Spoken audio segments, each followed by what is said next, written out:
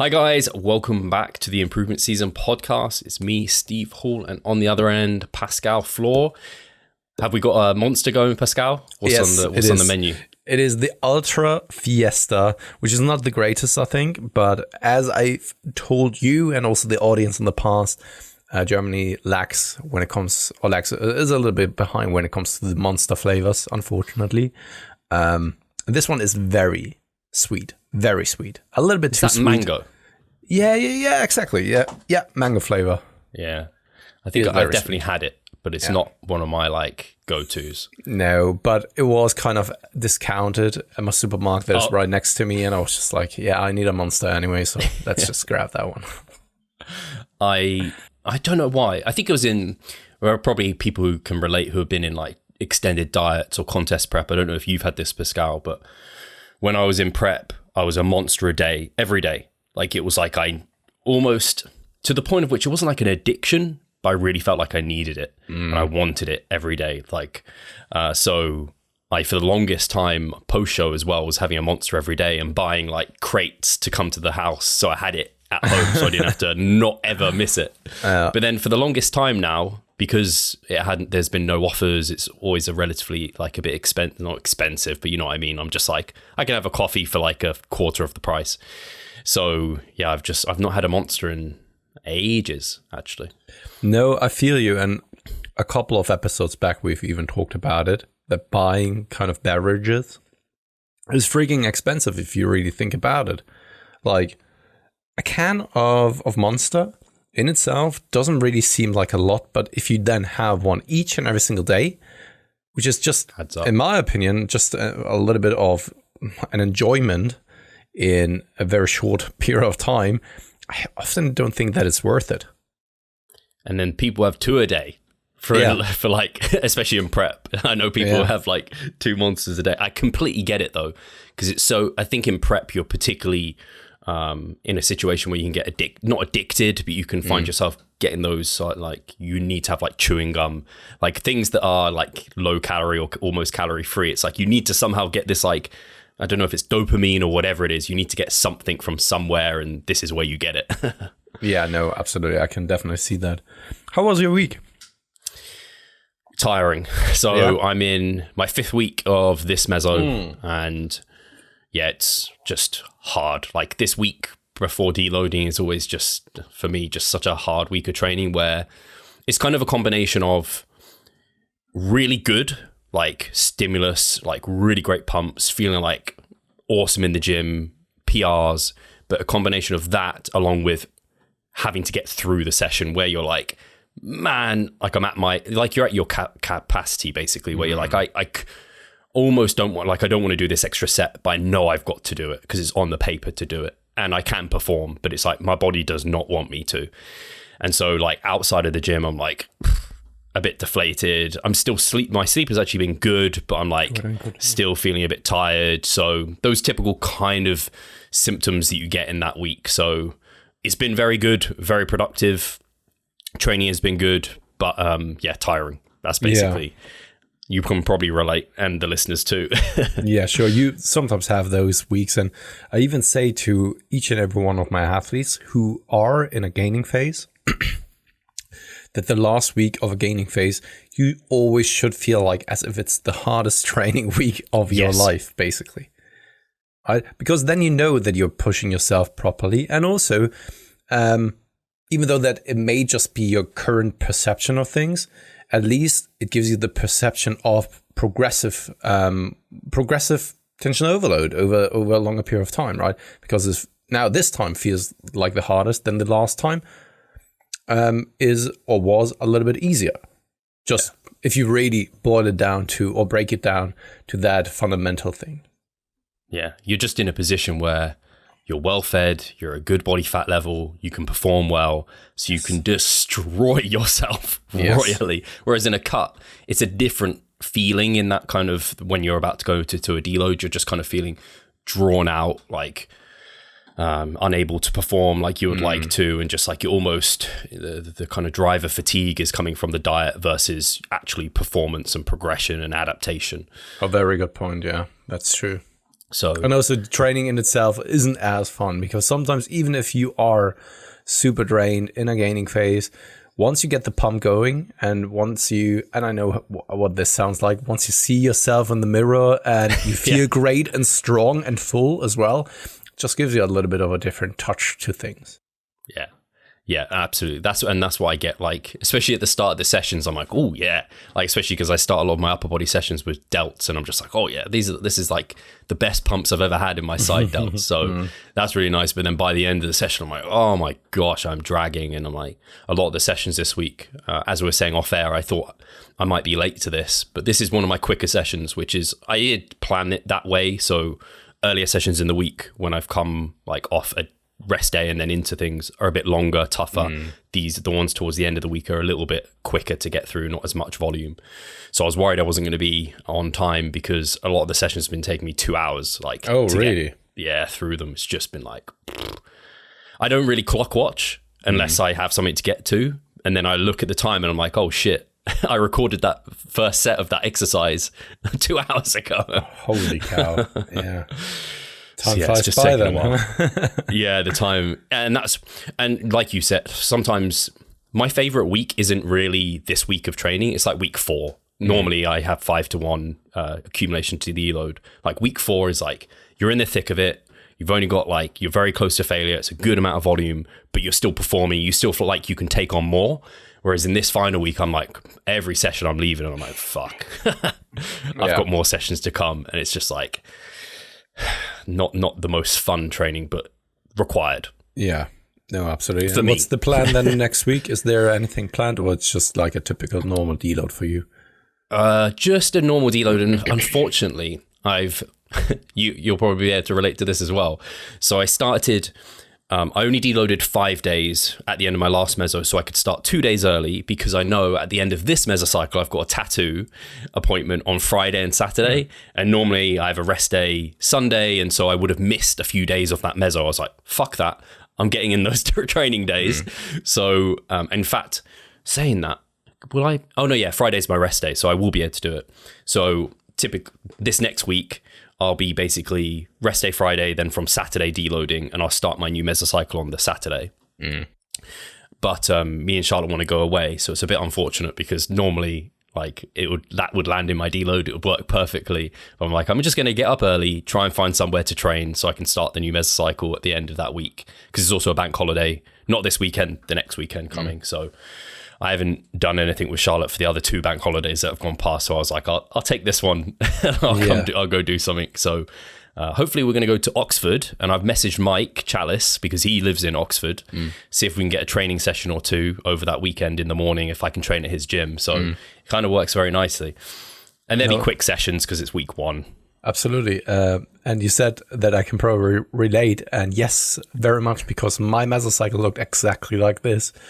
The last deload, I only took 4 days off, because I knew that this next mesocycle is only going to be probably 4 weeks in length, because we will be going away next week. So on Thursday evening, we are about to leave then, just for a shorter holiday trip over then the weekend, because it's also their bank holiday in Germany. So it very much looks the same way. And yeah, no, I can relate. Yeah. That's so funny. We're both going away that same weekend, which makes sense. I mean, it's a bank holiday. Yeah. We just, again, people who are self-employed probably can relate, or especially people who do a job that we do. It's just like bank holidays. Like you have check-ins. Like yeah, and the problem is when you're doing it such as we do, not every country has the same bank holidays, which is unfortunate, right? And sometimes, at least here in Germany, it's either always happening on a Thursday or Friday, or on a Monday. And I don't want to be the coach that basically punishes my Monday clients that they are not receiving their check-in each and every single time. I think it's kind of unfair. And that's why, same as you, the last bank holidays, I don't even know. Most of the last bank holidays, I was also working. Yeah. Which kind of goes back to what it is that we've talked about like last week, about never really taking time off, enjoying it. But on those days, especially when it comes to things where the family wants to do something, I always am in an ambivalent state, because for me, I like to be in my routine. still want to go to the gym, all that kind of stuff. But at the same time, I would like to then also spend the time with the family as well. But I don't want to punish the clients and all that kind of stuff, right? So it is a little bit harder than to balance, in my opinion. Yeah. Last time, I know the last holiday I took, I ended up taking all client check-ins off for 1 week, apart from one lot. I think it was Wednesdays, because Wednesday land in the middle of the week. So often they get, they would be more easily consistently getting their check-in because they don't get hit by those early or late bank holidays. So I just said to my Monday ones or something, I'm going to delay you a day. And I took the Wednesday, Monday and Tuesday, I'm going to delay you a day, and I'm going to take Wednesday. And I emailed all my Wednesday clients, we're not checking in. And I told them, I was like, just for the sake of clarity, this is for fairness. You didn't miss a check-in back when I took holiday last time, so now you're missing a check-in. I was just honesty is the best policy, and I think they understood. Yeah. And you even said something here recently over on Facebook, because I know that you are still doing some Facebook posts and all that kind of stuff. I tried to. About coaching, I very much like that post, to be honest. And that is not coming from me from a biased perspective of being your business partner, Steve. But it was I was very much resonating with what it is that you had to say there about what was it again? Maybe you can recall, about the coach when he doesn't really take the time to listen to your check-ins. He's not coaching you. He is advising or telling you what to do. Yeah. Can you kind of elaborate on that post?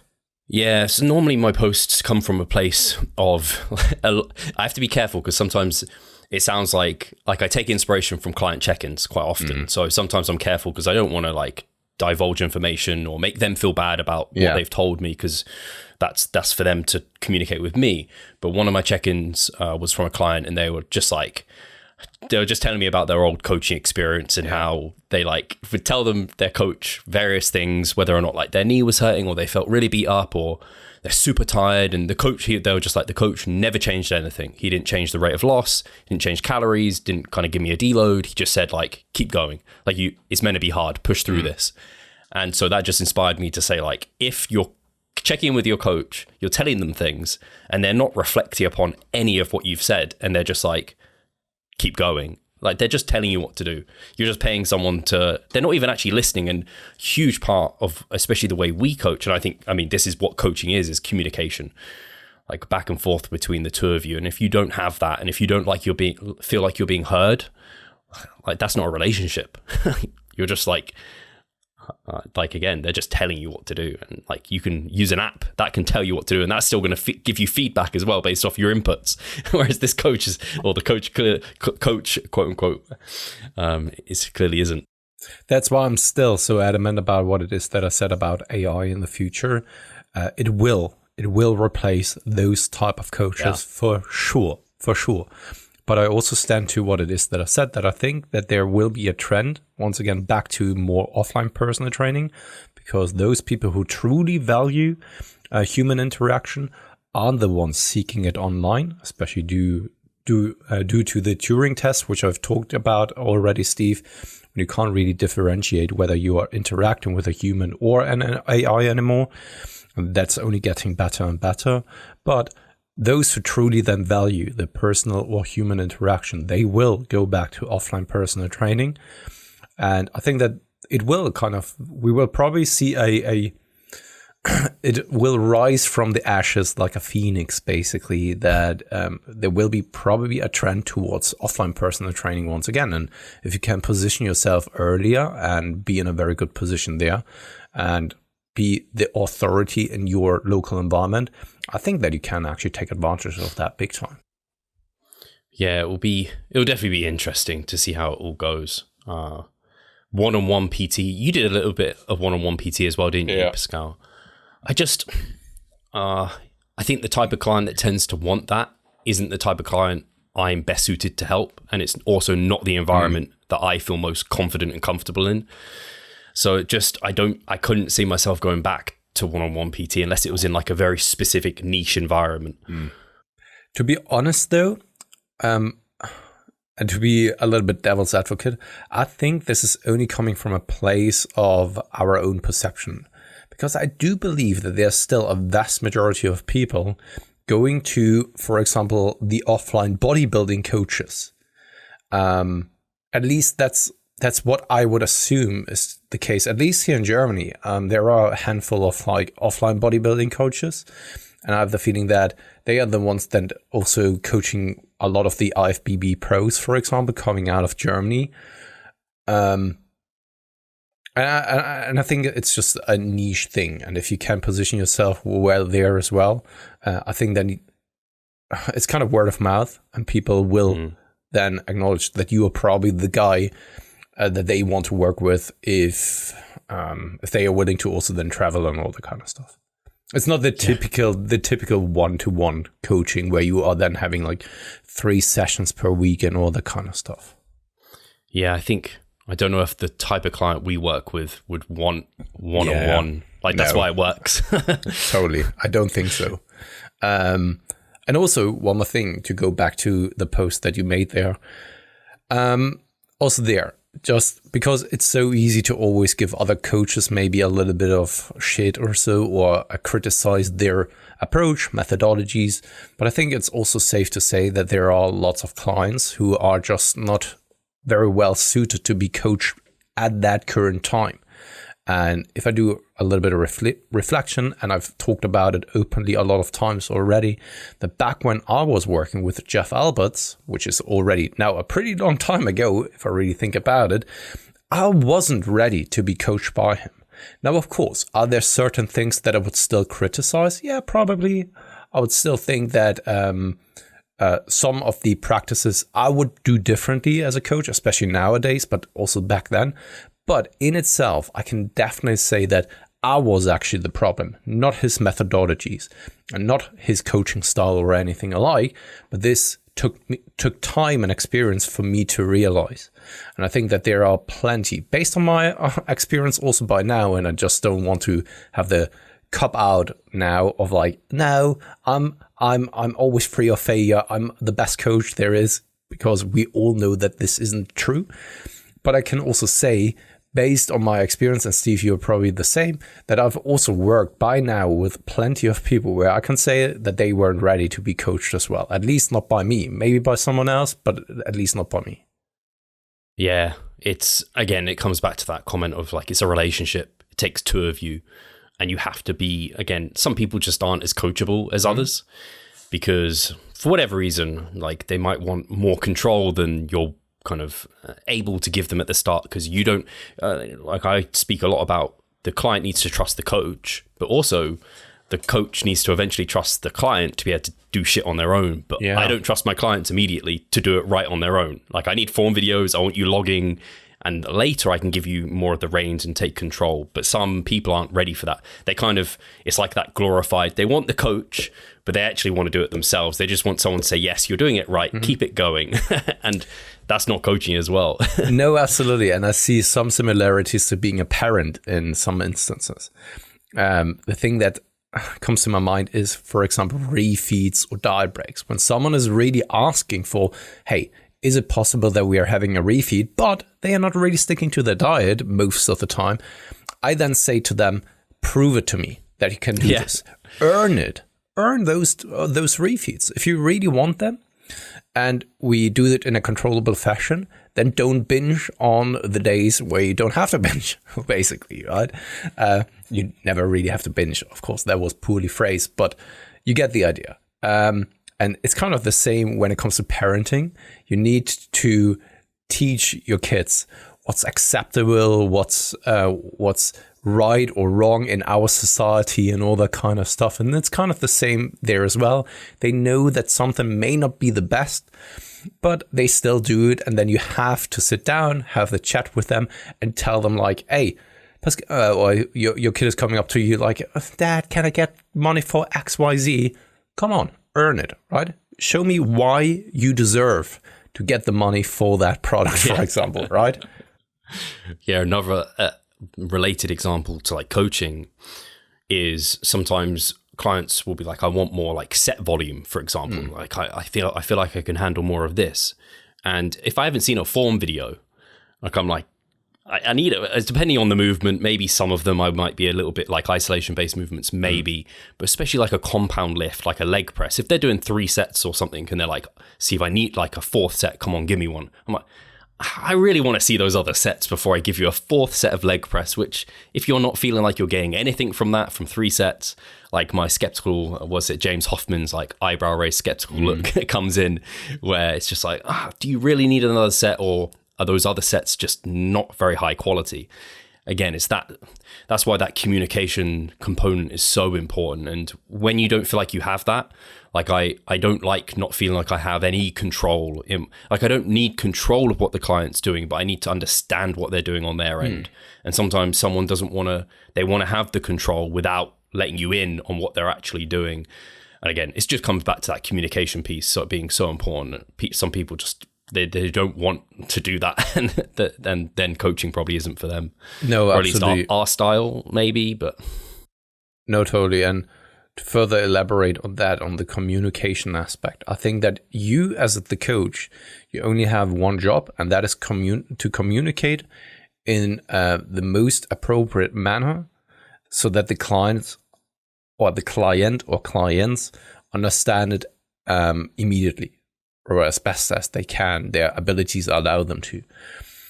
And that's why you don't need to talk a lot, right? You just need to put that message across on what they need to do, or what the goal is for the immediate short term. The client's job is, though, to communicate what the problem is, what they've experienced, what they went through the entire week, and then also what they feel like. And it's kind of the same when it comes to, I don't know, other jobs and occupations, especially like the creative field. When someone who has no understanding of like art, for example, of the creative process, when he's trying to explain it to you, what they want, then it's becoming a little bit problematic, because they don't have the skills and ability to communicate. And that's why it's so mandatory for the client to really try their very best to communicate in a clear and open and transparent manner to then the coach, so that the coach is able to interpret everything that has been said and can make the right calls and decisions based on that information. Yeah, I think it also comes to what you said in terms of playing devil's advocate. Like sometimes you might feel as a client that you aren't being listened to, but if you aren't actually communicating what's going on your end, like we're not, what's it called, mind readers. You need to tell us if something's feeling off or if something isn't feeling right. You can't just assume, oh, Pascal's told me this many calories should lead to like the best result possible, this many, whatever it is, the program, and just follow it blindly. If you're like, I don't know, an exercise is feeling completely trash to you, and we don't know that, we're not going to rotate it out, and then you can't blame us for not rotating it out because you never communicated it. And sometimes that can happen. So that's where we're just like, tell us everything. And like you said, their check-in might be like 10, 20 minutes. They just like offload everything. We note down everything that's important, and then ours could be like 5 to 10 minutes focusing on, we picked out the points that really need to be focused on. No, 100%. Nothing more to add there on that front. Anything else that really comes to your mind? No, it's just, yeah, so I'm in that week of training. This is what I was going to ask you, Pascal. Yesterday I trained, as I spoke about a previous time, where I was feeling kind of nauseous after doing Bulgarian split squats. So I haven't had that same nausea. And on reflection, you mentioned eating before training. I actually tried eating a little bit more on that day, which I don't normally. I had a bit more cereal. It was only like 50 grams more cereal maybe, but it just wasn't. And since I've not done that, I felt fine with training. So I think I'm kind of just pushed myself over the edge slightly maybe with that. But with the Bulgarian split squat, the systemic fatigue, I may either forgot or I don't know what happened, but they just destroy me. Like 3 sets, and it just takes me way longer than you should expect 3 sets to take. I don't know if you get that. I don't know when the last time you did a split squat variant was, and if your experience or memory is similar. It has been a long probably time. A reason. Yeah, and it is also, though, because unilateral movements take a long time, or can take a long time. And then, if they are very exhausting, they are a mental challenge. So, for example, I've told you about my one-arm rows that I'm doing on the hammer strength machine. This is the first pulling movement on that one pulling day, and I do them in the repetition range of 6 to 10. And I have to concentrate very hard. I have to really grab onto the machine, and it is freaking hard to do one side and then do the other side. It's like very, very, very hard, mentally speaking, but also physically speaking. And then doing kind of 4 sets of those is kind of a challenge in itself, right? So I definitely see it then on something like Bulgarian split squats, because they are also one of those movements that is just hard, especially if you truly want to push, because this is also one of those movements that is so easy not to push yourself hard enough. Yeah, you just lose a bit of balance, and you maybe think that is actually you fatiguing and getting close to failure, whereas actually that could just be you're not set up correctly, or you switched off a little bit within the set. But to actually grind through like those reps towards the end, like you have to be really switched on again, because that, like a leg press, you do need to be switched on, of course, but it's not quite to the same degree when there's a balance component. It's not as easy just to push. It's funny you mentioned single arm work for back, because I'm doing a lot of single arm work at the moment for my back, specifically because I think you get into a slightly better stretch for the lats quite often when you do single arm, but it just takes time. I had 4 sets of single arm pull downs, and I was just like, oh, this arm, then this arm, then this arm, and I was just like, like you grind 1 set to failure on, like, or to naught reps in reserve on one side, and then you go to the other side. It's just like exactly. And actually, that's what I mean. This is a question I had for you, Pascal. How often do you truly go to failure where you concentrically fail? I always try to do it in the last week of mesocycle, like really going there and testing things out, to also then double check myself. But the good thing is that throughout the entire mesocycle, I have lots of data collection. I know from the previous mesocycle of where I should theoretically land. Yeah. And it's never really going to be a surprise anymore, because we're at the level now where we are not expecting like massive leaps forward or massive drops in performance. It's kind of predictable most of the time. And then it's more about kind of double checking or shit testing yourself. But often it is basically very much on point when it comes to the last week of a mesocycle. And sometimes it already happens in the week prior where I wasn't capable of maybe then adding another rep or so, where I then just hit it. And I'm just like, oh shit.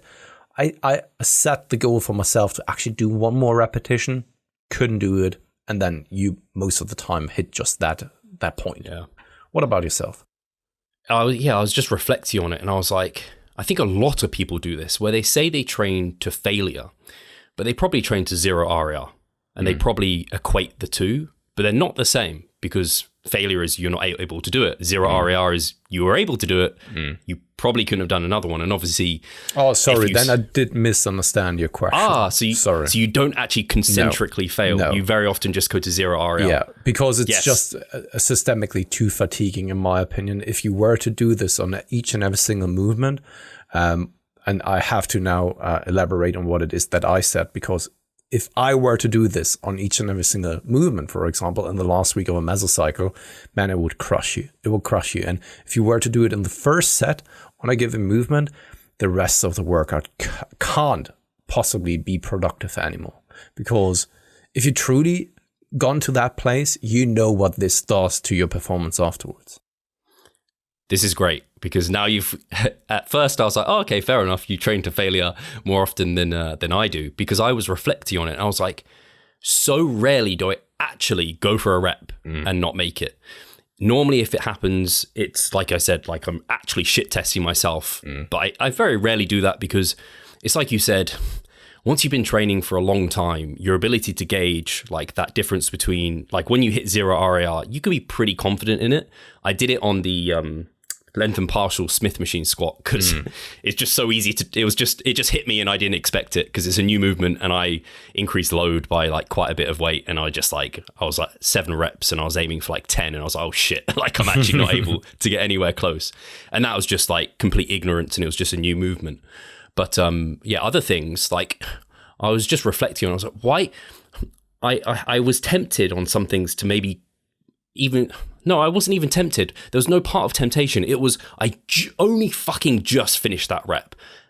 I came back down. I was like, if I push to go, I'm literally just going to pulse here. If I, like on the machine press, for example, I don't need to do that to say I trained to failure or to make sure I trained at 0 RAR. And then it's like you said, you can compare to your logbook from previous data and like, are you progressing over time? Therefore, you know you're training hard enough if you are progressing over time. And like, I don't know, I feel like I saw someone say it where they're like, the difference between failure and like 2 RAR, it's night and day. And in my head, I was like, it's 2 reps. Like, it's different for sure. And the fatigue that you get from failure is high. But it's like you just do a rep, or not 2 reps, maybe 3 reps then, because, well, 2.5 or 1, 2 and a little bit. But anyway, yeah, it's just, I wonder how many people say they train to failure and then actually they're actually training to 0 RAR. I think that's most people, which is where you were coming from. And I've definitely used it that way too. Yeah, I do believe that is the case. And we have to, though, also, wait a second, we are going to take a short break and then we will be back, all right? Do you not see the progress you would like? Are you sick of writing your own programs? Or perhaps you need some accountability in order to stick with a plan? Then it's time to start working with us. We at Revive Stronger offer a truly personalized coaching service. You'll get more than just an email with some macros or random cookie cutter program. With Revive Stronger, you will be the center of our attention. You will receive your own fully individualized training protocol alongside a customized nutritional strategy. We created the coaching around your needs, wants, personal preferences, and your own unique lifestyle. Every single week, we delve into your program in order to make appropriate adjustments so that we get the most out of your time and the best possible outcome. We help both female and male athletes to seriously change their body composition by adding more muscle mass and decreasing fat tissue. No matter if you're a competitive bodybuilder or just want to look better, if you need help with your progress and taking your physique to the next level, our coaching is for you. It's time to make a change. Sign up today and let's revive stronger. So what it is that I want to say is that when you're saying concentric failure, then we could also make the argument that if your form is starting to deviate, that this has been concentric failure already. If you can't move the weight the way that you did before, unless you're now needing to deviate with the aid and assistance of other body parts or muscle groups. So what it is that I mean is, for example, on pressing movements, it's a perfect example because sometimes I have it that I'm not entirely certain whether I have another rep in me. This is most of the time also happening on something like dumbbell bench press or Smith machine bench press, where it's a little bit safer to fail without any kind of assistance.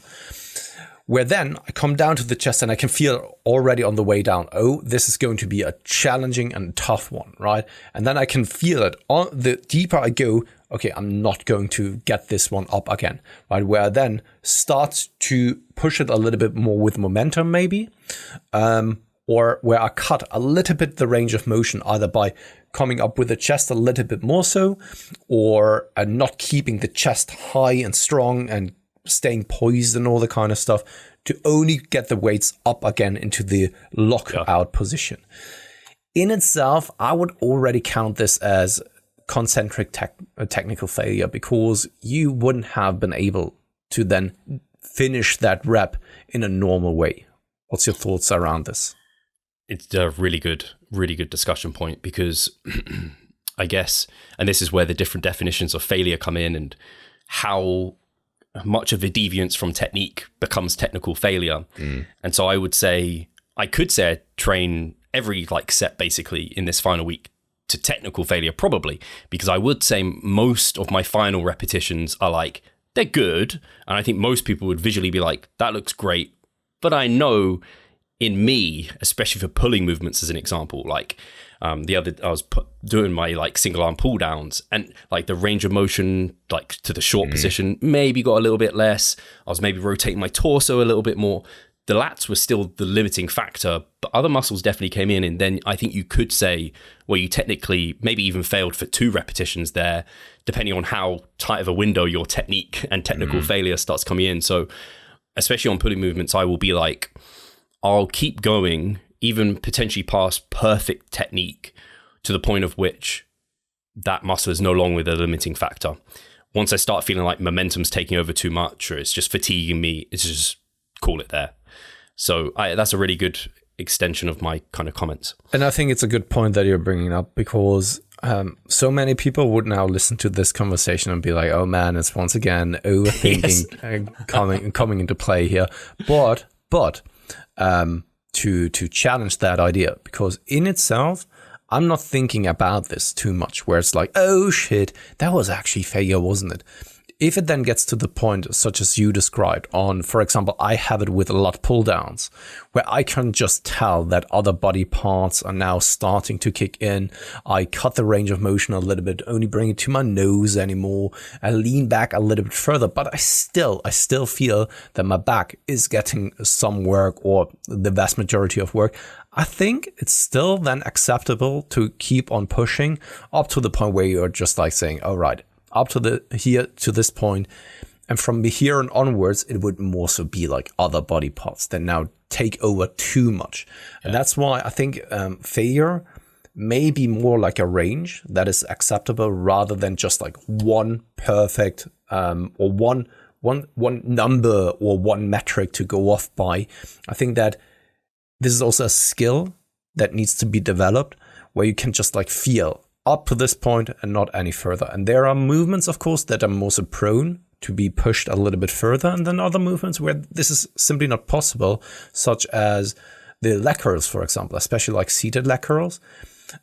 This is where I often hit concentric failure, because I think that I have that rep in me, go for it, and then it's just like I immediately hit a wall and can't really execute. Yeah, it's just a partial then at that point, and then it just stops, right?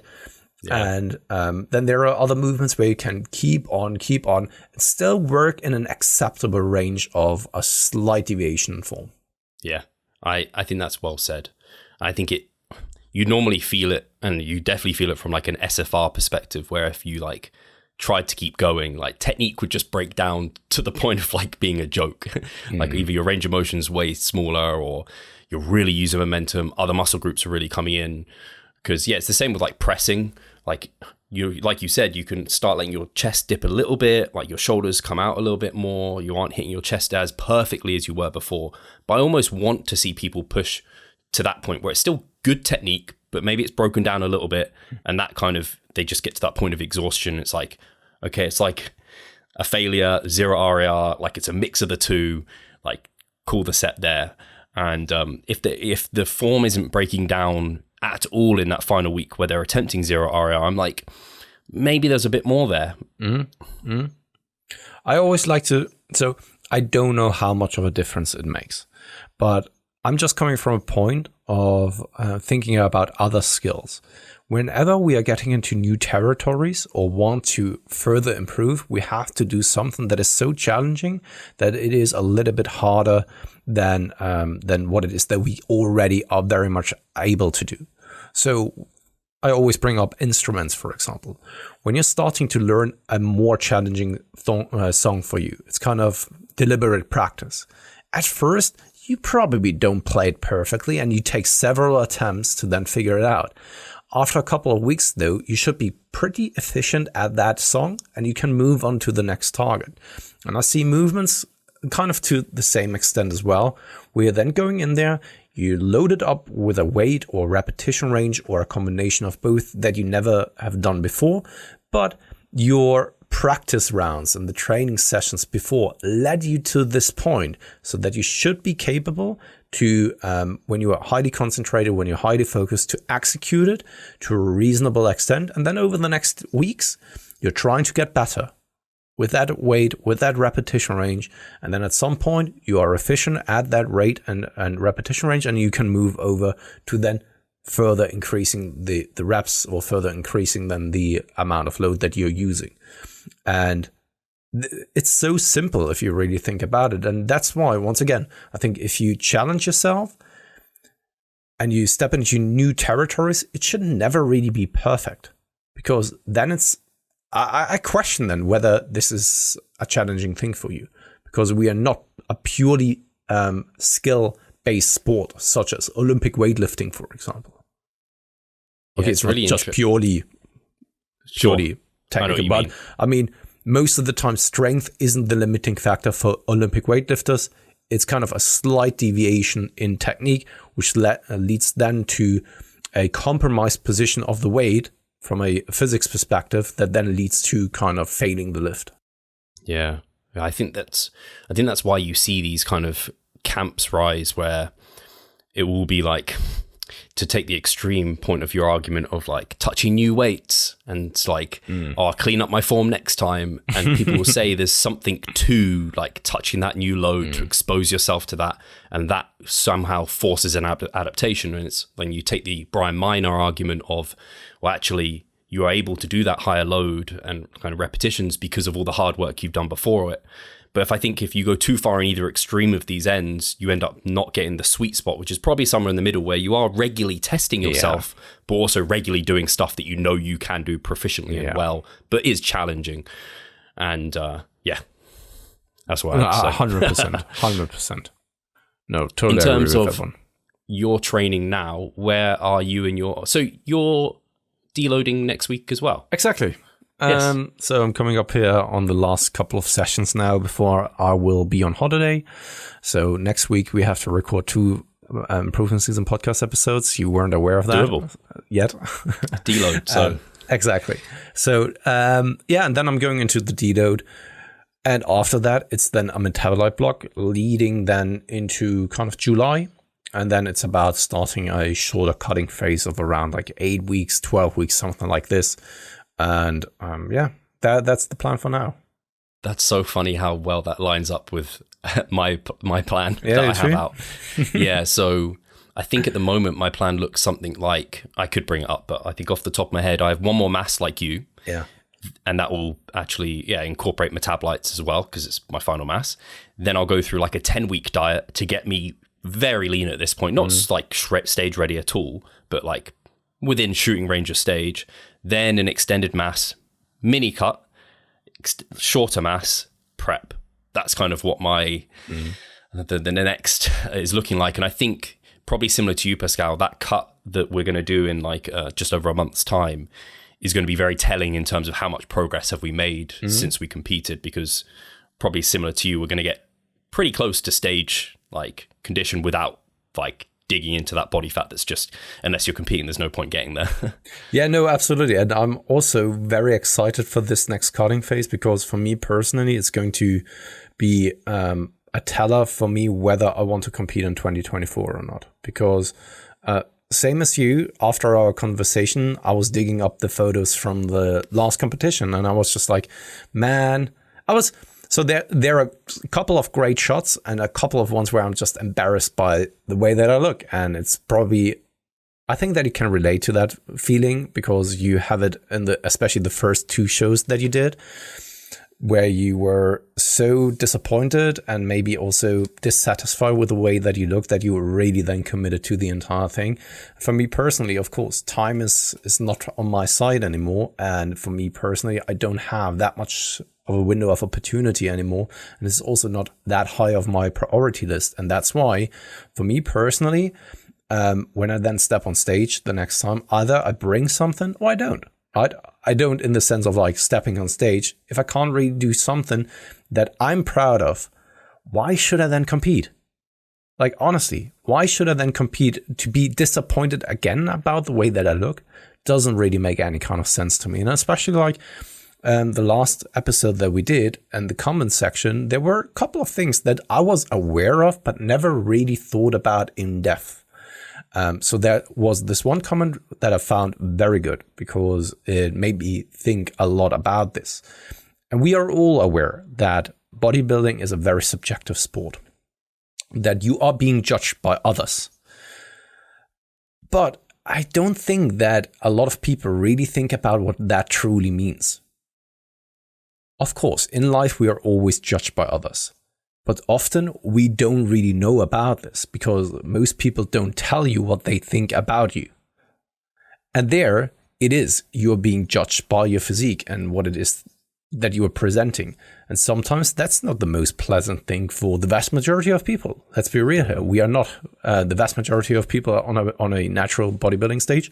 They aren't the pro caliber. You may perceive that this is the case because you are following Natty News Daily or so, but that is not like the vast majority of competitors up there. And that's why do you really want to expose yourself like this? If you yourself, you are already not that satisfied with the way that you look, do you really want to let other people then judge you when you already know what they are going to say? Does that put you in a good mental position? Probably not, right? And then I'm questioning, like, does it actually take the joy of then the bodybuilding experience away from you, or does it give you something that you, I don't know, were desiring or looking for? But most of the time, I think that when judges who don't know you, who just judge you based on, of course, physique, tell you something that you actually already know, and you're not kind of delusional about this, then it can be quite disheartening, dissatisfying, and actually take the joy away from training and nutrition rather than add to it. And that's why, for me personally, it's like, okay, after the next cutting phase, I will take a look at what it is that I look like. And if I think that I have only slightly improved ever since the last time, then I don't know whether I'm going to compete or not. I still don't know it yet. Yeah. I think that I respect that a lot. And I totally understand where that person's coming from, because I get hit with it regularly in terms of like, should I be doing this? And I think in that way, the next season I do may be my last for that reason. Because if I get confronted with the same things as I got confronted with in my last season, despite bringing a better physique, I don't see the point of continuing. Like, really. Like, not that I necessarily, because it's hard, because I enjoy many aspects, like a lot of the training, especially off season, and the structure and routine. Like, I would do that anyway. And I do enjoy the challenge of getting to stage and the journey and the process of that. But are the pros of that outweighing the cons of what it takes away from everyday life in terms of how you feel, your health, your well-being, like the low energy levels, the inability to socialize as well as you would like to? It's challenging, like it builds willpower, it builds whatever, like mental resilience in many ways, which I love. But like you said, when you get confronted with your glaring weaknesses, which I have had last season, where I was like, I think when I got into bodybuilding, I was under the misconception it was literally like the biggest, leanest guys win. It's not the case. There's a whole component of symmetry in there that actually impacts these other two things as well. Well, not conditioning, but it impacts like the look of muscles. It impacts like the shape to a huge extent. And so if I get confronted with the same thing as I did this past season, which was like, you're as lean or leaner than some individuals, and you're as big or bigger than some individuals, but they're still going to outplace you because of something outside of your control, which is like shape to some extent. It's in my control to some extent, but a large part isn't. I don't think I can take that again. Honestly, I'm not sure I can, for the same reasons you said. Like, the judges are just going to say like, your shape is like, this guy's got broader shoulders, smaller waist. And maybe it's even justified because they are just doing their job. Exactly. They are there to figure out who's the best on that day and then by that place the individuals. But they are probably not going to tell you something that you don't already know. It's kind of like they are,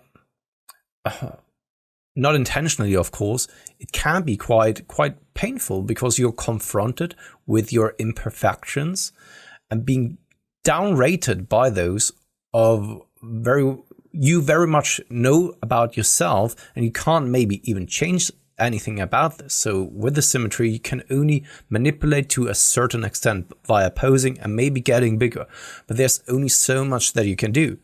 And then the question is, of course, like, fair enough when other people are then saying, it's not just about being judged there or anything alike, it's for you. But then you can make the counter argument.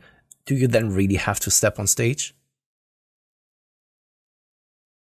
Also there, you could make the argument that you absolutely love being on the bodybuilding stage. Fair enough. But that's the very few minority of people, I think, who so much love it that independent of all of the other odds and circumstances, they still want to do this. Fair enough. But other than that, the things that you brought up, I think, need to be considered. And that is overall well-being, health, your social environment, what it does to you and your environment in general, and all that kind of stuff. And to be honest, I just love to look good, but to also feel strong and feel fresh, be able to sleep well, and also eat and all that kind of stuff. I love this, right?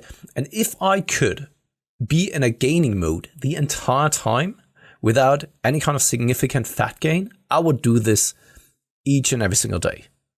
Right? Sometimes, of course, I love cutting because of the things that you've mentioned as well, of like the challenge and also figuring out of what it is that you're capable of. And sometimes I even love the feeling and sensation that cutting is giving me. Sometimes it makes me even more focused. Yeah. But when you're getting to the tail end of a prep, it's too much exaggerated. Yeah. Right? I'm so with you on that. And when I reflect upon something else I love about bodybuilding and the actual competition part of it is the community coming together of people. Like going to Worlds was an opportunity like no other. It was a time of my life. And I don't know if I could get that without stepping on the stage.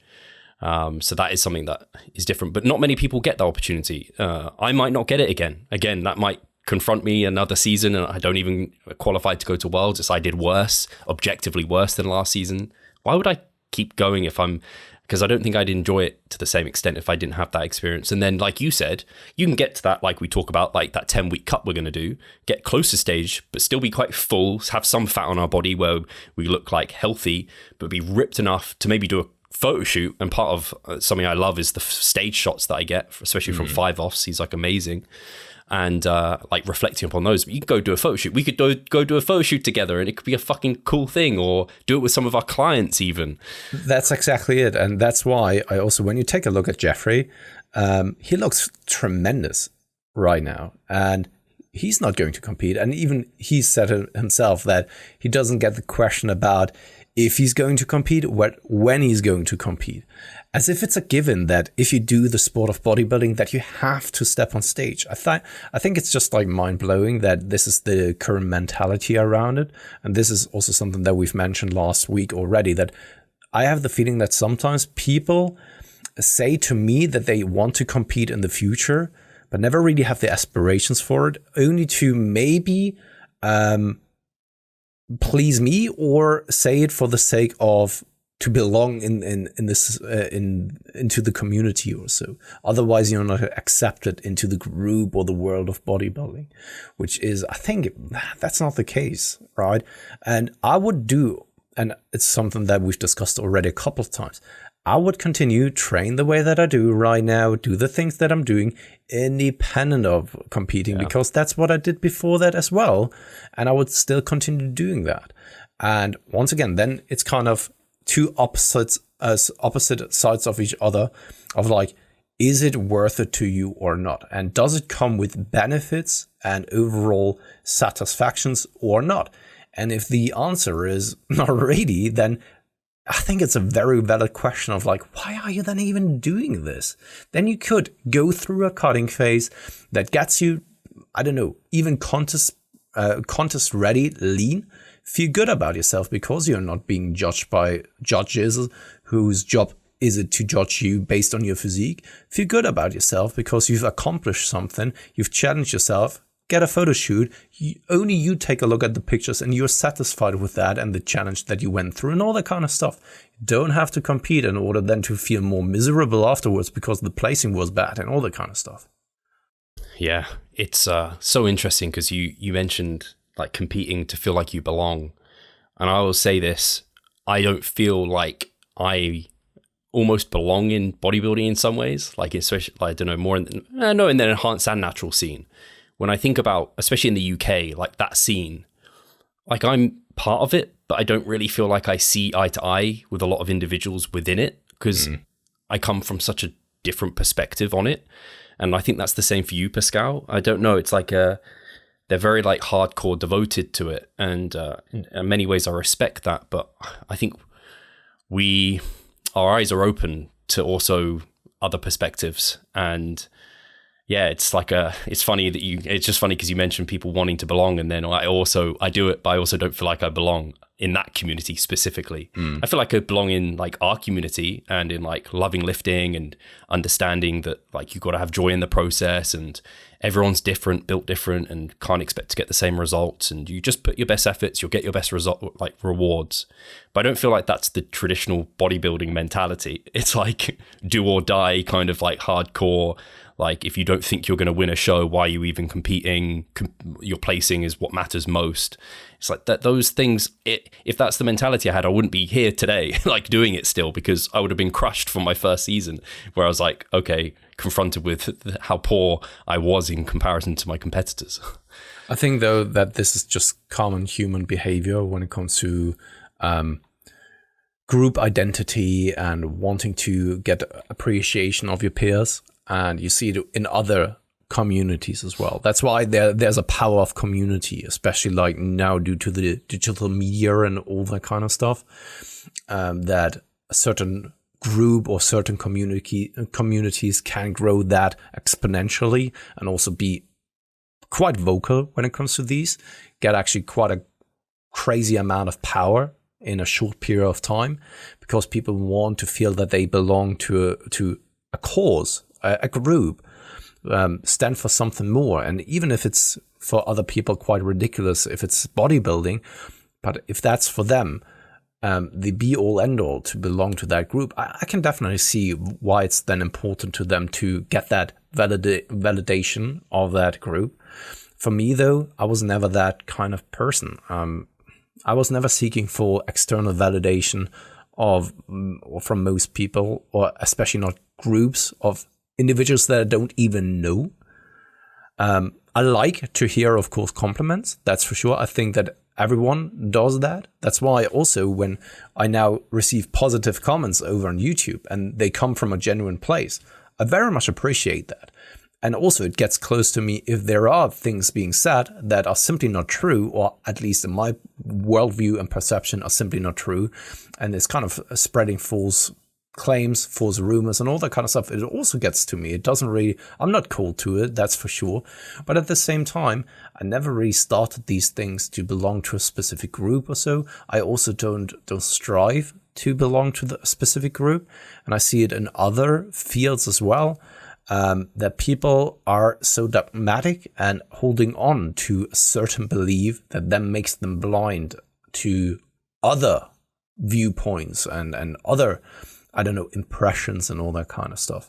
And that's why that's why I think it's so much easier to be emotionally detached from the sport and also then competing, instead of putting it on a pedestal and making it to something that is ultra important to you.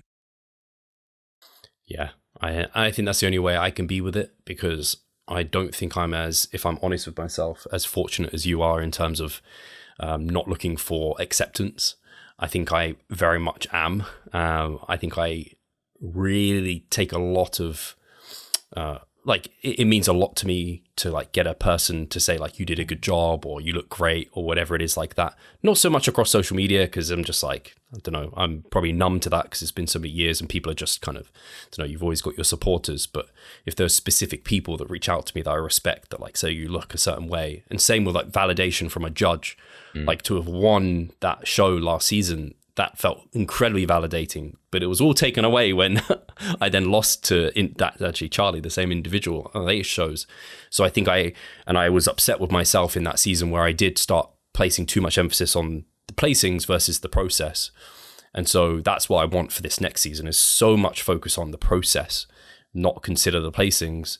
And then once I have the placings and have like a look back at it and reflect, how pleased am I with, how much did I enjoy that? Did I need to take it to stage to get what I wanted from it? Or did that actually make things worse? Were the like last 10, 15 weeks worth it to you? And like be objective with myself, because I think a lot of people don't do that. They just kind of, and I'm definitely me included, I just kind of go through the motions and almost do what's expected of me. And I think in some ways, like I get so much satisfaction taking other competitors to stage, and I want to keep my feet wet in terms of like competing myself, because I think that gives me a little bit of an edge in terms of being able to help them. But I don't know how much of an edge it gives me and how much I need to do that to be able to be the best at my job. Because I look at someone like Cliff Wilson as an example. I don't know when the last time he competed, but a long, long time ago. He hasn't even been able to train properly for a long time. And still, he had some of his best seasons in terms of taking competitors to stage. And that's sharpening his blade, just having experience with more competitors. So, yeah, it's such an interesting chat. I imagine people watching, especially if some of the Natty News Daily guys are watching, they have some really interesting thoughts to add into the mix. That could be a very interesting discussion because I know competing to them is like, I mean, that's their show, is like Natty News Daily. It's like, that's what they share and talk about. So I imagine they have some really interesting insights. No, absolutely. And one more thing that is, Jackson Pierce is also a great example when he needed to put his foot on the gas pedal because of health issues. He needed to then distribute the energy and the willingness to do something on something else because physically he wasn't capable of focusing on training and nutrition, right? And that's where then his businesses actually then flourished. Yeah. And I think there will always be kind of new challenges for you, always new things that, I don't know, break down, but then also things that arise on new opportunities. And in the end, we are all living our lives on a daily basis and chug along. Some things come and go, and competing is one of them as well. We all come to the point where then we are either starting to compete or don't compete at all, right? At least now in our realm, at least. And for some it's earlier, for some it's later, right? I mean, it's all kind of, we're talking about competing and the philosophy around kind of whether to compete, how long to compete. In itself, though, it's kind of the temporary and a current initial image of what's going on in our lives, right? Yeah. And that will probably then change in a couple of weeks, months, and years from now as well. And it probably makes us wiser, more experienced, and all that kind of stuff. Yeah, and I think if I was to summarize at least that chat there for us, it would be your point of like not focusing, again, it's just focusing on the process versus the outcome, but also respecting that the outcome can make you feel a certain way and like listen to yourself and actually assess whether or not that was something that was net positive in your life, because it's not something you have to do.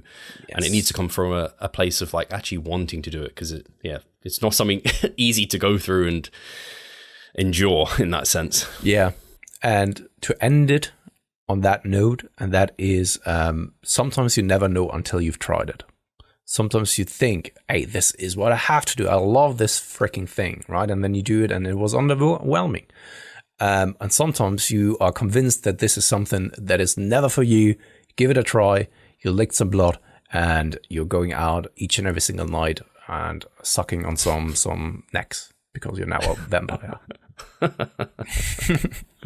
And that's also a great point, because it's already feels like it's been a while since I've competed. And I imagine as I start even the 10-week prep, I'll start getting some of those, like the love for it will start sinking back in. Yeah, that's true. So that's a good point. Yeah, exactly. We will in a couple of weeks we will revisit, and then you're all on it again. Like, oh man, I love cutting. I want to actually compete now. Yeah. So guys, thank you so much for tuning in. I guess in news on our end, it's still, we have places available if people want to get involved with our September kind of gym weekend, where you get some private sessions with myself, Pascal. We got Nick Shaw coming, Jared Feather, and of course Mike Israel. And if you want to ensure you get time with all of the individuals, because you don't necessarily get to pick who you get time with, we have the mastermind, and we still have a few spots left on that, and I imagine they're going to go pretty quickly, and that's super valuable. Actually, I was looking at it because that's like 2 hours with everyone, plus you get 4 hours with the other sessions. And like, if you mentioned how much you'd even have to pay like Mike for a single hour consultation, it probably would cost the price of that ticket itself. So it's actually that's probably the most expensive, but also the most valuable out of everything, if you can afford it. And of course, I'm coming from a totally biased place here because I'm one of the organizers. But if you really think about it from a pragmatic perspective, Jared is an IFBB pro. He's competing now at the highest level of bodybuilding. Getting a consultation with him is already quite expensive, just with him alone. You have the possibility of training with him for 2 hours or sitting down with him for 2 hours. Same goes for Mike. Mike has been in the industry, has been a professor at a university, is competing, all the kind of stuff, right? He's not even offering consultations anymore.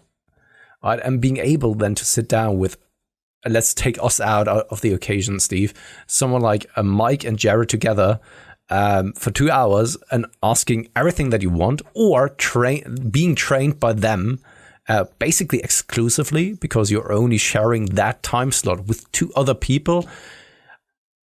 I mean, that is something that you can't get, like, if you were to ask them, and it's highly exclusive. And this is, once again, of course, coming from a biased position, but just taking me out of Revive. I would even say it like it is if I weren't working for Revive, or now in that case RP also. Yeah, it's just and the ability to network with like-minded individuals at these sort of things and have true time, like myself and Pascal included. Like, if you come to this event, we know who you are. Like, it's good if you're in the industry and you get to see faces. I'm just going to put that one out there. That's how me and Pascal met in the first place. Yeah. So yeah, guys, thank you much. So if you're interested, they'll be linked in the bio. Definitely go check those out. If you've got any questions about them, feel free to drop us a message. Otherwise, I guess we'll catch you in the next one. Cheers.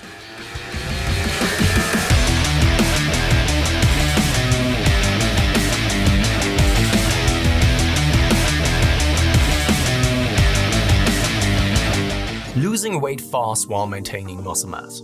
Sounds too good to be true, doesn't it? It isn't though. It's reality, and we know how to do it, and we will help you achieve this. The Minicut Movement is an 8-week fat loss program to make you lose a huge chunk of fat while maintaining muscle mass at the same time. We will support you from the beginning to the end so that you see the results you would like to and come out of it much stronger. You'll receive a fully automated spreadsheet that is based on your nutritional needs. You can choose between 6 different male and female training templates. Over 30 videos will guide you through each and every single step of the Minicut so that you're getting the most out of your journey and that you always know what to do. But the best thing is that you can start whenever you want. The Minicut Movement is open 24/7. So if you want to learn more or you're ready to sign up, hit the link in the description below. So let's revive stronger together.